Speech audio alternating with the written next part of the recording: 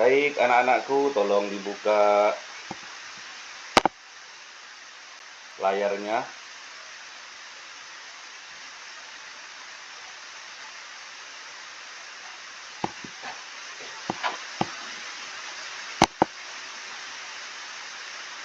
Tolong dibuka layarnya.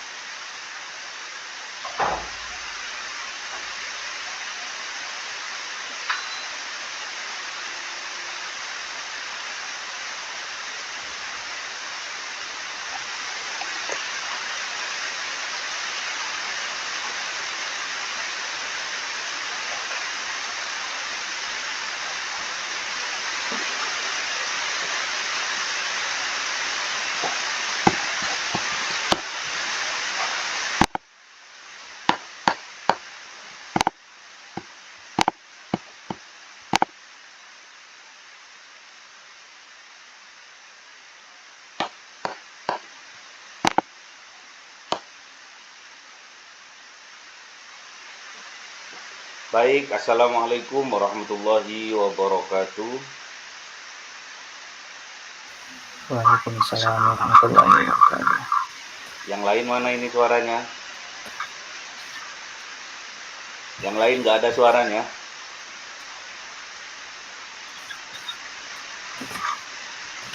Mbak Lisa, Mbak Nur, Mbak Yusliawati. Ini cuma satu orang berarti yang hadir.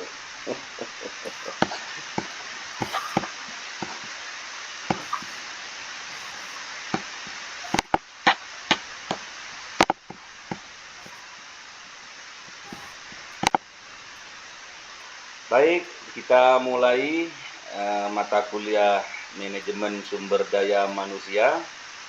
Sekarang kita sudah sampai pada bab 5, yaitu tentang penilaian kinerja. Kinerja ini biasanya terkenal dengan performance appraisal, ya. Jadi penilaian kinerja ini bahasa asingnya adalah performance appraisal, yaitu merupakan salah satu fungsi strategis dalam manajemen sumber daya manusia. Jadi kinerja karyawan harus diukur, harus dipantau dan dievaluasi agar organisasi mampu mengetahui sejauh mana tujuan tercapai, sekaligus memberi umpan balik kepada individu dari karyawan masing-masing. Tanpa penilaian kinerja yang objektif, perusahaan akan sulit menentukan siapa yang berhak mendapatkan promosi, bonus, pelatihan tambahan. Sebaliknya, sistem penilaian yang adil mampu meningkatkan motivasi, keadilan organisasi, dan produktivitas. Yang dimaksud dengan promosi apa ya? Promosi, ada yang tahu? Dipromosikan, apa? Jadi ada karyawan mendapatkan promosi. Apa itu promosi itu? Ditawarkan, Ustaz. Apanya yang ditawarkan? Ditawarkan untuk jabatan. Iya, ditawarkan jabatan. Apa? Kenaikan jabatan, ya. Kenaikan jabatan. Namanya dipromosikan. Kalau di rolling apa? Di rolling, diputar. Dipindahkan ke divisi yang setara, Ustaz. Dipindahkan ke divisi yang setara. Kalau diturunkan,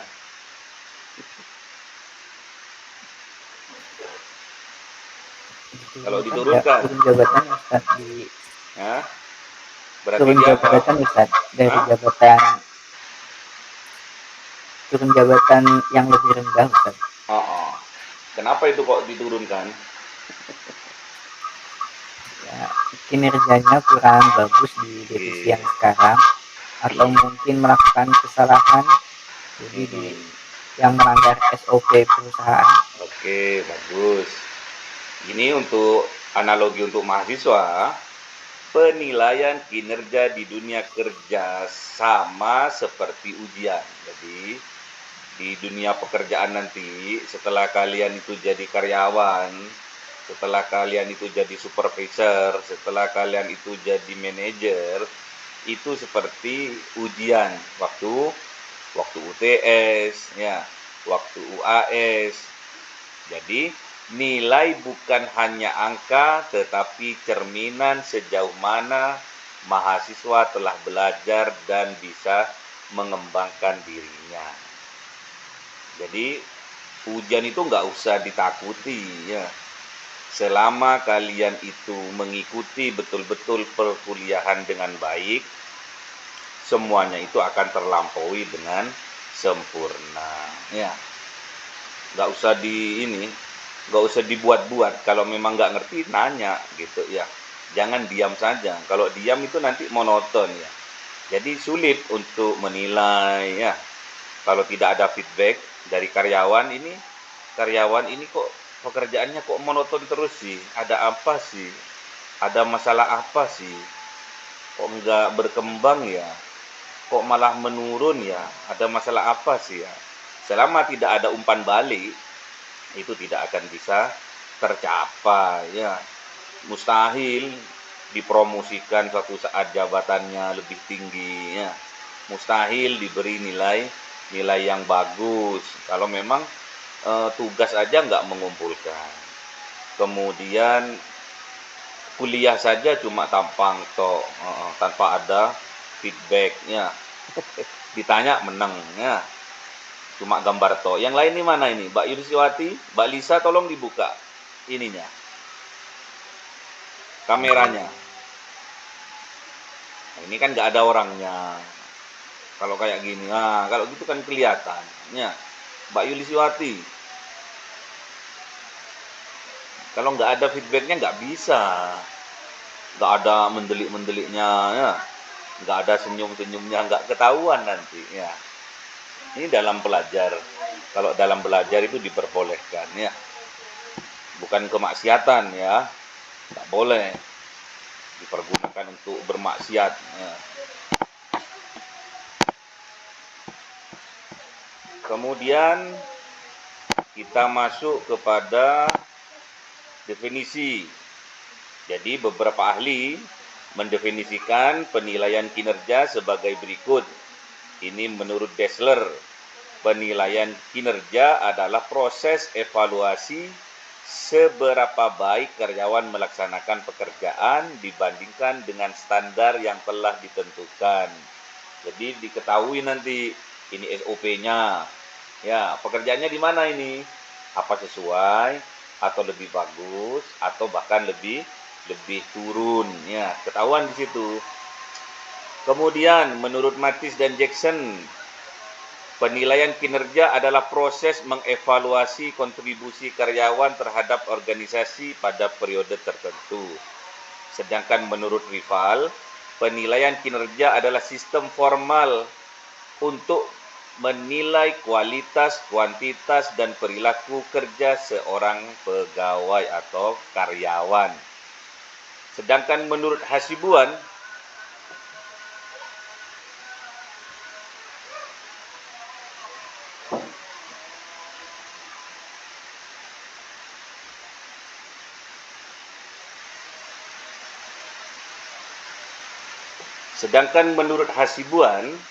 penilaian kinerja adalah kegiatan manajer untuk menilai prestasi kerja pegawai berdasarkan kriteria tertentu. disiplinnya, ya, aktifnya, tanggapnya, ada kriteria tertentu. Dari berbagai definisi tersebut dapat disimpulkan bahwa penilaian kinerja merupakan alat untuk mengukur kontribusi karyawan terhadap organisasi secara objektif, terstruktur, dan berkesinambungan. Ya, jadi kalau kita ingin betul-betul membuat karyawan itu lebih berkembang, ya, lebih meningkat kualitasnya, harus kita turun. Harus kita punya SOP katanya masnya tadi, punya kriteria-kriteria tertentu. Oh, mas ini malas. Oh, butuh motivasi, ya.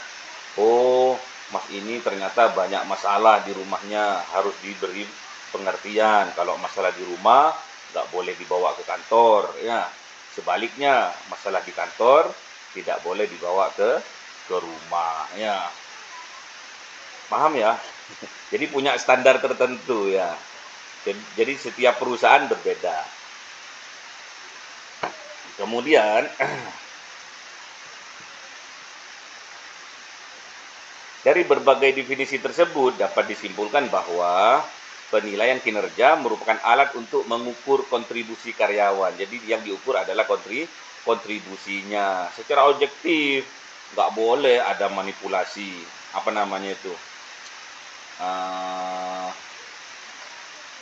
Asal bos senang itu apa namanya ya? Asal bos senang. Apa? OBS. ABS ya. Asal bos senang. Nah, itu nggak boleh. Kalau pas lagi ada bosnya, sergep.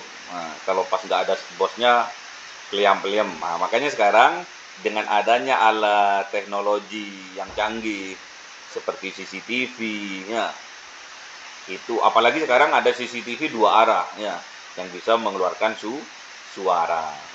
Kalian pernah lewat di lampu merah, terus CCTV-nya itu ada suaranya. Masnya nggak boleh di atasnya marka jalan, nah, tolong minggir. Nah, terus nggak boleh lebih dari marka jalan, tolong mundur.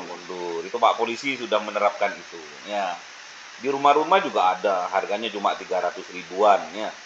Jadi kalau kalian ingin mempraktekkan CCTV yang 2 arah, boleh, bisa, ya.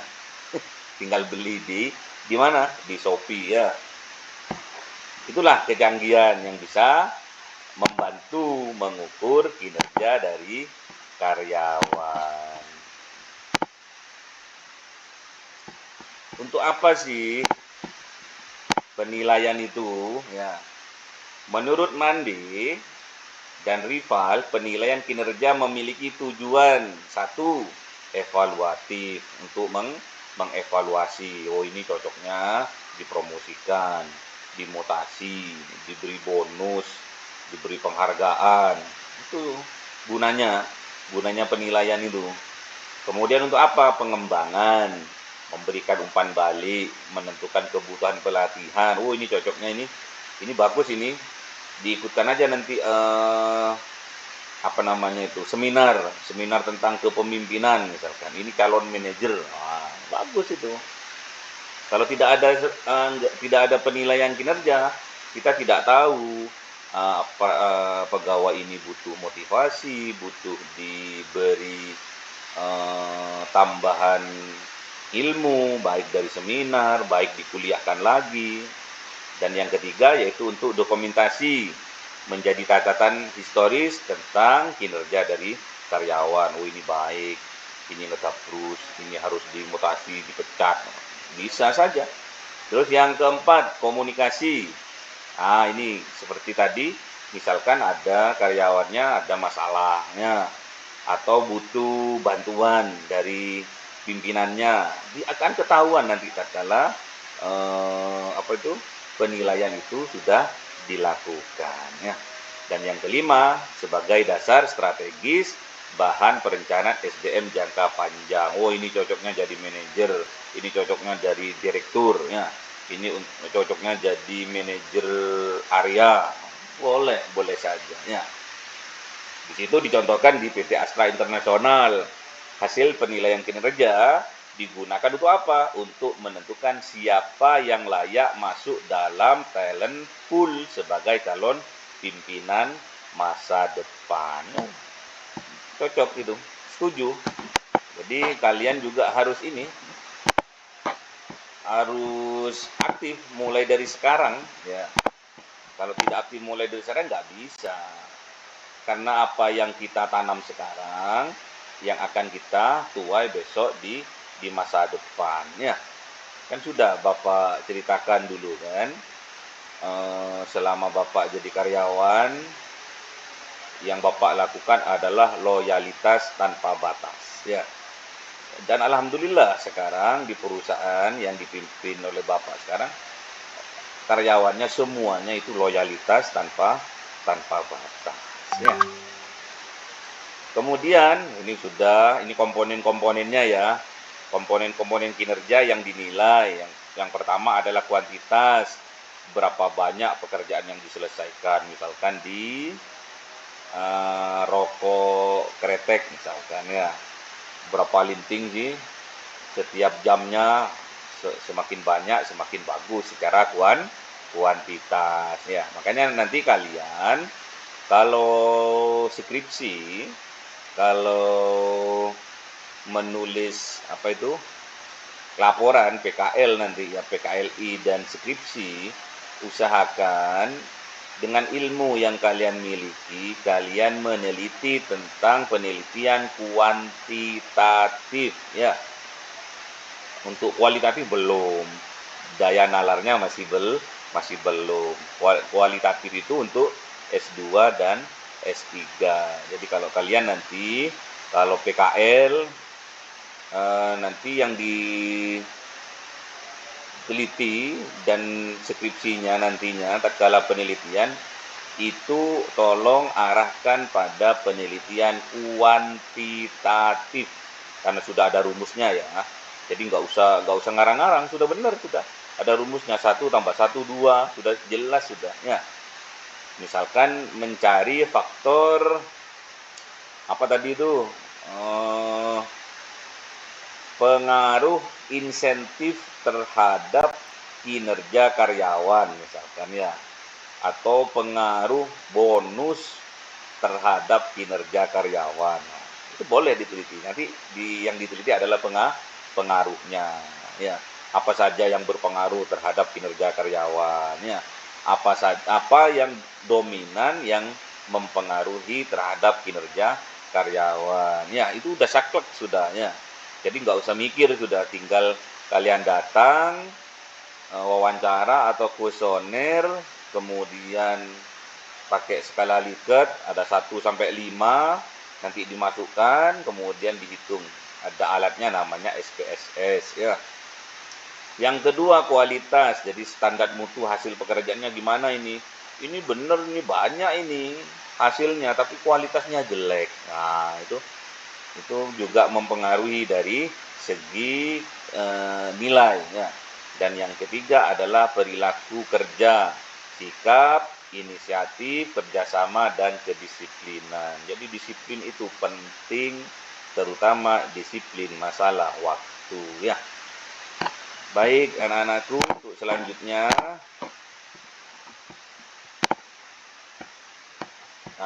ini metodenya.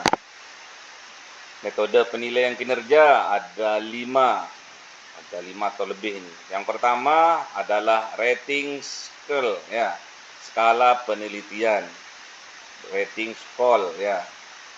Penilaian memberi skor pada aspek tertentu, misalkan 1 sampai 5. Nah, itu namanya skala Likert ya. Itu nanti kalau di penelitian di lapangan, nanti itu kalau yang jawab setuju dikasih nilai 4, yang sangat setuju dikasih nilai 5 ya, yang ragu-ragu dikasih 3, yang tidak setuju 2, sangat tidak setuju 1, misalkan seperti itu ya. Yang kedua, manajemen by objektif, MBO. Karyawan dinilai berdasarkan pencapaian tujuan yang disepakati bersama. Contohnya target penjualan bulanan yang harus dicapai. Apa namanya? Closing ya. Kalau di dunia marketing itu namanya closing ya. Closing itu penutupan. Jual berapa sih kita nih? Oh, ternyata saya bagian marketing perumahan. Saya close bulan ini dengan menjual 5 unit rumah gitu ya. Harganya berapa? Satu rumah 500 juta. Jadi kalau 5 rumah berarti 2,5 miliar. Nah, itu namanya closing ya, yang sudah jadi target. Biasanya kalau targetnya misalkan dari perusahaan itu hanya 1 miliar misalkan ya, kemudian karyawan itu ternyata tatkala closing tiap bulan itu di atas itu ada bonus tambahan, namanya insentif ya. Bukan hanya diberi fee, namun ditambah ada bonusnya ya. Nah, itu kadang marketing itu bonusnya itu rekreasi ke Bali gitu kan, rekreasi ke Singapura gitu kan, pakai pesawat, hotel bintang 5 ya. Itu bagus itu. Makanya mulai dari sekarang yang disiplin ya. Tatkala mengikuti pelajaran kuliah, kita harus disiplin. Oke. Kemudian ada behaviorally accurate rating scale ya. Jadi penilaian berbasis perilaku nyata dengan indikator konkret. Contohnya apa? Kepemimpinan. Jadi karyawan dinilai berdasarkan perilaku, mengarahkan tim, memberikan feedback dan lain-lain. Jadi udah kelihatan nanti benih-benih dari seorang pemimpin itu akan kelihatan tatkala misalkan tatkala apa namanya kalau pagi itu ya briefing ya. Tatkala briefing itu memberikan masukan yang dominan dan didengar gitu kan. Oh, ini bagus ini. Wawasannya luas ya. Banyak membaca ya. Banyak melihat, banyak pengalaman. Itu udah indikator-indikator orang itu nantinya akan dipromosikan sebagai pimpinan ya. Kemudian 360 degree feedback. Ini penilaian melibatkan atasan, rekan kerja, bawahan, bahkan pelanggan. Contohnya,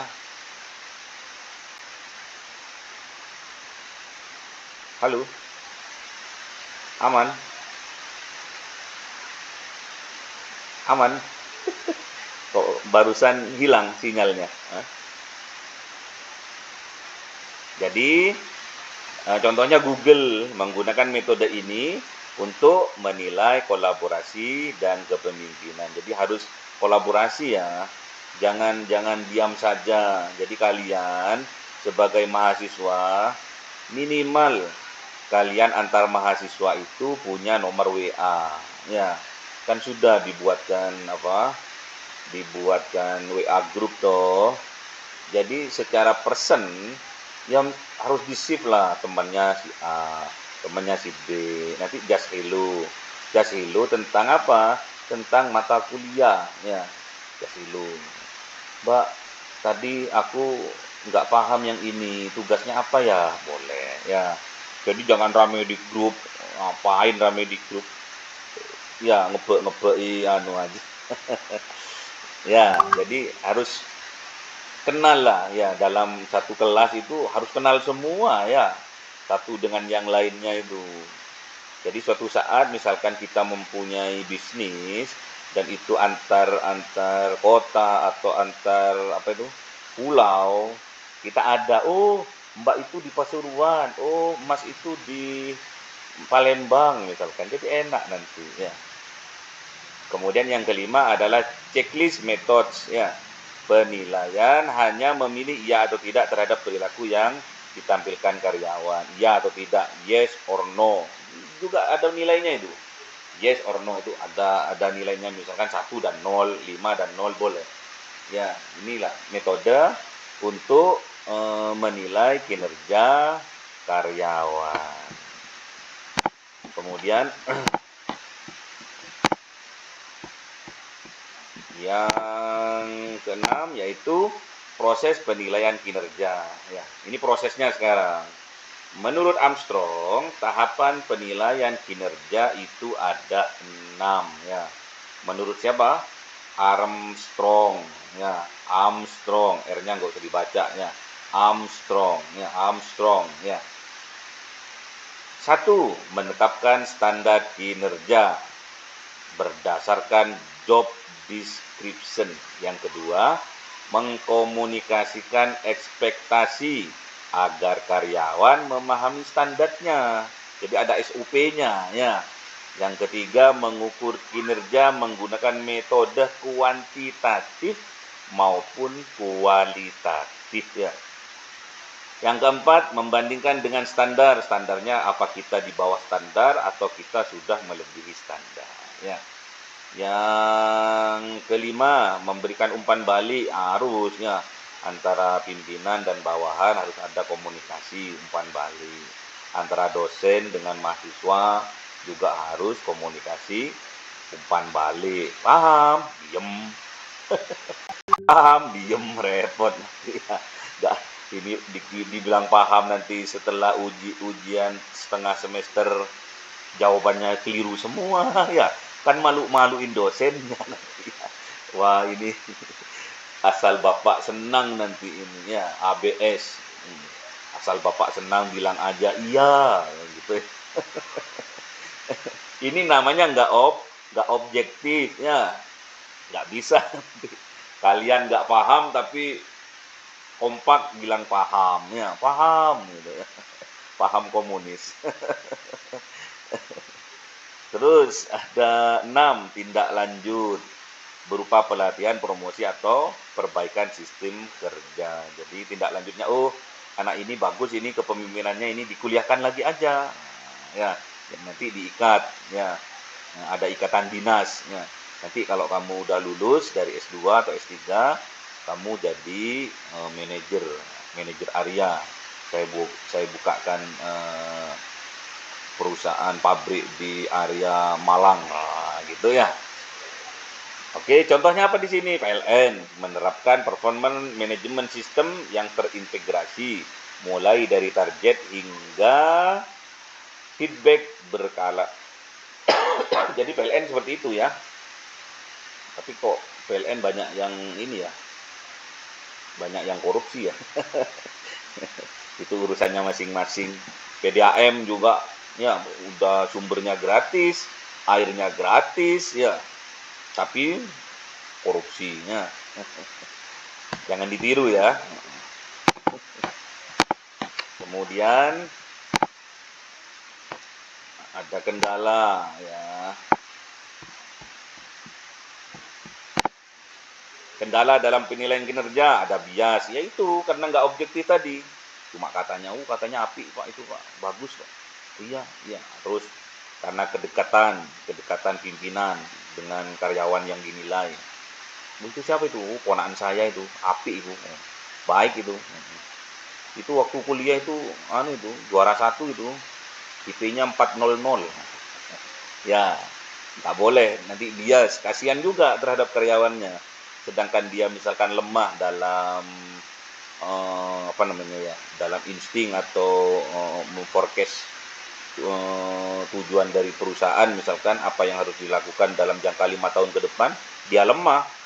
Tapi karena dapat informasi dari pamannya, dari orang dalam yang meninggikan kualitasnya, yang menaikkan kualitasnya, akhirnya penilaian itu biasnya nggak sesuai dengan kenyataannya. Yang rugi perusahaan nantinya tatkala globalisasi akan tertinggal. Terus yang kedua, kurangnya standar yang jelas, nggak jelas SOP-nya, nggak jelas, terus piye. Makanya harus dirapatkan betul-betul ya. Dan yang ketiga, atasan enggan memberikan kritik. Oh jarno wis, dosennya enggan memberikan kritik terhadap mahasiswanya. Jarno wis, yang penting aku ngajar. Bapak ngerti nggak ngerti karpe. Enak jadi dosen itu, makan gaji buta namanya ya.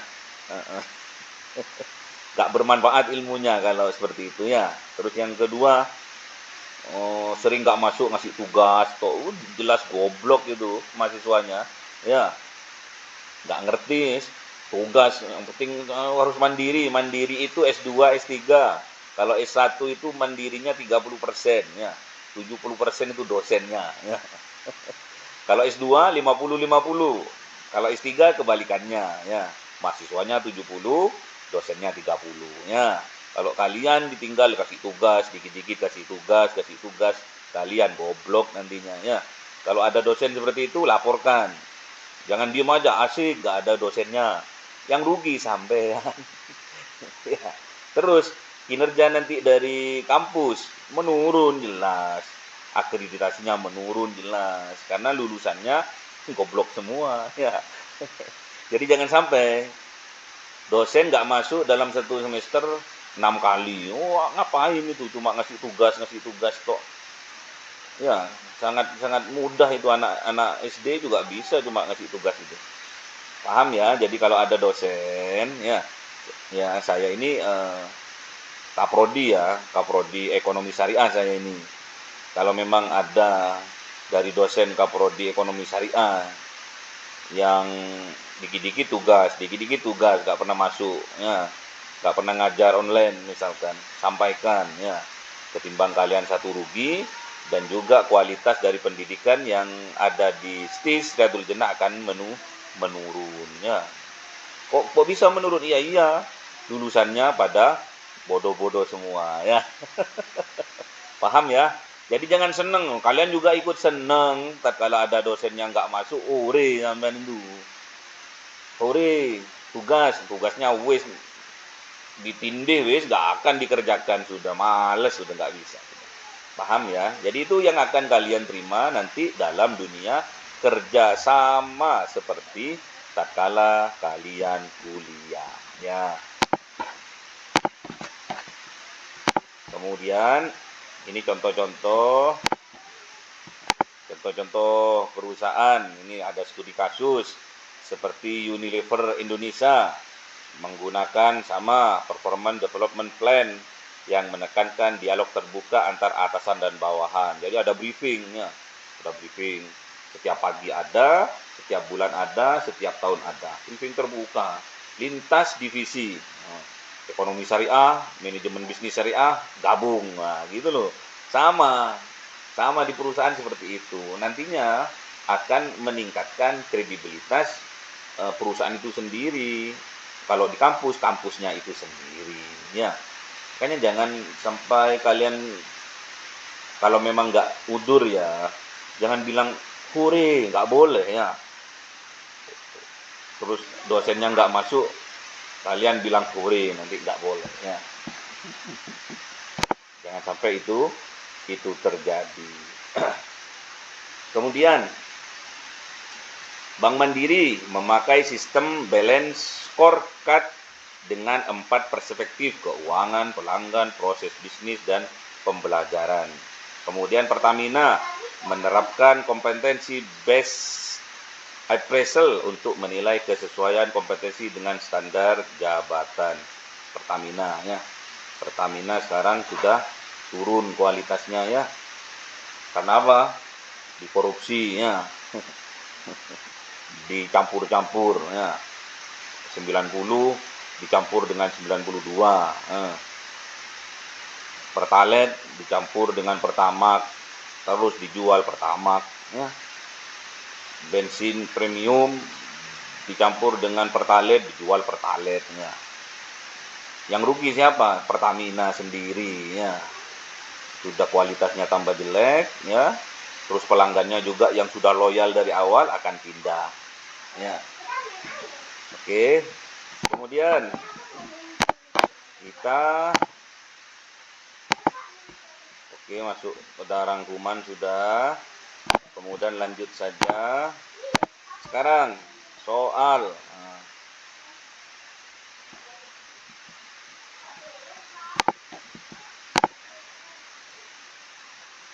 Masuk pada soal. Ayo. Dibuka. Masa cuma 2 orang? Oi. Nurtami ada ndak Nurtami ini? Saiful Bahri ada ndak? Waduh nggak ada. Yusliawati, oh nggak ada semuanya. Cuma 2 mahasiswanya ini yang masuk. Mas Rijan, Dibuka. Mas Rijan catat ini. Admin, catat ini yang masuk ini. Oke, baik. Kita masuk kepada Sudah soalan ada yang... absennya Ustadz di link Ustadz. Hah? Iya, cuma Sudah ada absen di absen link, di tapi orangnya link nggak chat. muncul. Nggak muncul, ditinggal tidur. Itu namanya nggak objektif namanya, ya. Dan nggak disiplin namanya, ya. Terus mau kualitas gimana mau naik? Saya kalau keliru, kalau bagus, kalau elek. Makanya saya kemarin kritik sama manajemen, alma mater untuk secepatnya diberikan, ya. Karena alma mater itu lambang kebanggaan atas kepemilikan kampus tercinta, ya. Admin, dengar ini admin nih. Alma mater cepat dikirim, ya. Saya mau online itu kalau sudah pakai alma mater semua. Karena ini manajemen bisnis, ya. Dimulai dari performan penampilan, ya.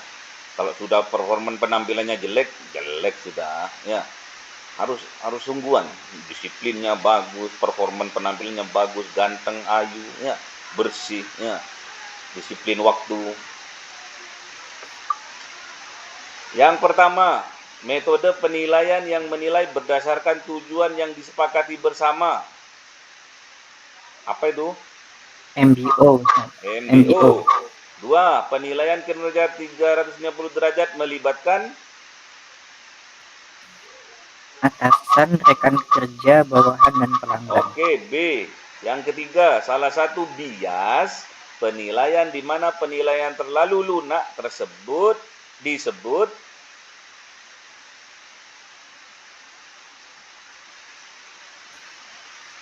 apa? Leniency bias. Oke, ya. B. Siap. Yang terakhir. Ini PR-nya ya, ini PR. Tolong di screenshot. Bentar, nggak munculnya. Ini PR-nya, tolong di screenshot. Yang pertama, jelaskan metode penelitian kinerja 360 derajat beserta kelebihan dan kelemahannya. Yang kedua, mengapa bias penilai dapat merusak sistem penilaian kinerja dan berikan contoh. Yang ketiga, buat rancangan sederhana penilaian kinerja untuk sebuah startup digital. Ya, banyak startup digital sekarangnya. Buat sederhana saja, yang penting kalian paham. Bapak itu enggak senang yang jelimet-jelimetnya. Kalau ada yang mudah, kenapa ngasih yang sulit, ya. Kalau bisa dipermudah, jangan dipersulit, tapi kalian minimal harus paham, ya. Buat rancangan sederhana saja, oret-oretan. Nanti tatkala ada jawaban besok, tatkala masuk lagi, kalian bisa jawab dan paham gitu loh. Jadi walaupun sederhana tapi paham. Oh, maksudnya gini. Nanti Bapak ikut bantu untuk menyempurnakan, ya. Nggak usah takut-takut, karena ini untuk masa depan kalian, ya. Ilmu ini akan membawa berkah atau mudarat tergantung kalian, ya. Sama seperti Al-Quran, ya. Al-Quran itu akan bermanfaat, akan membawa maslahat, atau bahkan jadi syafaat bagi mereka yang betul-betul mengimaninya, ya, memahaminya dan mengerjakan apa yang diperintahkannya.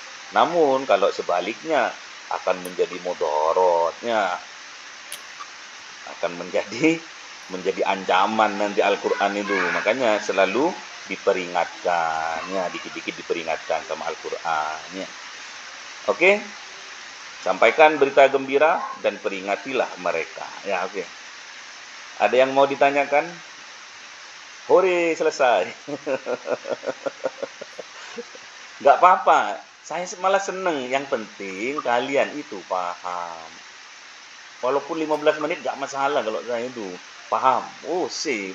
Ketimbang saya itu 1 jam, ya, daripada saya nerangkan 1 jam. Kalian nggak paham, nggak nanya, cuma diem toh. Repot nanti, ya. Ya, oke. Nggak bisa kalau tidak ada feedback, itu nantinya tidak bisa Bapak itu menilai, ini paham atau enggak ya. Ya, ini calon karyawan masa depan ini paham atau enggak ya. Nanti masalah mesin, apalagi masalah mesin ya. Satu mur saja hilang ya, satu mur, mesinnya pesawat misalkan ya. Mesinnya pesawat. Saya punya kenalan itu seorang pilot ya. Dan dia punya tim untuk teknisi pesawatnya itu. Murnya itu hilang satu di baing-baingnya itu nggak jadi berangkat itu. Kenapa? Karena tatkala take off berangkat, terus ada gronjalan misalkan awan atau apa, terus murnya itu mendal misalkan, yang hilang tadi itu keluar, terus nyangkut di baring-baringnya itu, fatal akibatnya, bisa jungkir ya. Itu makanya jangan sepelekan, satu mur aja kok ya. Jadi kalau bukan ahlinya jangan ya. Jadi kalau ahlinya, kemeringat sungguhan, mana ya ini ya, kok satu mur kok hilang, nggak jadi berangkat itu ya. Paham ya. Jadi jadi sama seperti Al-Quran. Kalau kita baca Al-Quran sama ya. Kalau kita nggak paham, menyejukkan hati gitu ya. Tatkala kita membaca Al-Quran itu loh, nggak taunya di dalam isinya ancaman ya. Ancaman bagi yang bermaksiat, ancaman bagi yang berbohong, yang mendustakan, yang menolak, yang aba ya. Itu karena tidak paham, tidak tahu artinya, tidak tahu maknanya, tidak paham. Akhirnya alhamdulillah saya istiqomah baca Al-Quran dan Al-Quran menyejukkan hati. Repot nanti ya. Jadi Al-Quran itu memang sebagai berita gembira dan juga sebagai peringatannya. Berita gembira karena besok adanya surga, dan peringatan bahwa besok adanya neraka. Sama seperti ini. Kalau kalian paham, maka masa depannya akan cerah.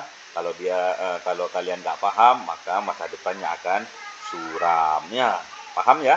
Kalau sekarang paham sungguhan ya.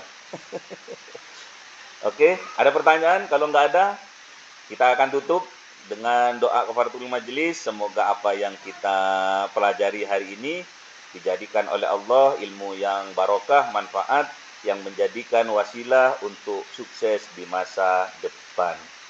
Kita bersama-sama membaca doa kafaratul majelis. Subhanakallahumma wa bihamdika asyhadu an la ilaha illa anta astaghfiruka wa atubu ilaik.